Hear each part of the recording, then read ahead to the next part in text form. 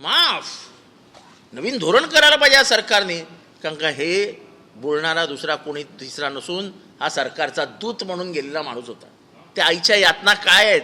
जेव्हा तिने 10 लाख रुपये नाकारले तेव्हा त्या यातन्या स्पष्टपणाने दिसल्या. जेव्हा तिने सांगितले की माझा पुरावा आणून द्या, तुमचे 10 लाखाची भीक नको मला, माफ करायचं ना, मग चला मोठ्या मनाने या बाहेर आणि सांगा वाल्मिक कराडलाही माफ करून टाकूया. भूमिका बदलता कामा नये.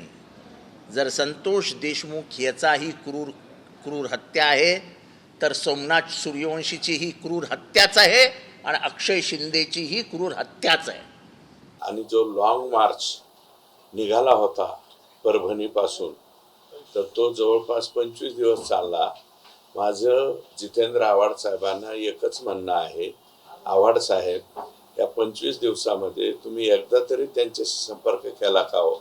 ज्या चिमुकलीवरती बदलापूरमध्ये बलात्कार झाला, जी अतिशय दुर्दैवी घटना घडली, त्याचा आकाश शिंदे का काय तो अक्षय शिंदे आरोपी, त्याची वाहवा करणारे तुम्ही राष्ट्रीय संत असाल तर ती संतगिरी तुम्हालाच लखलाप.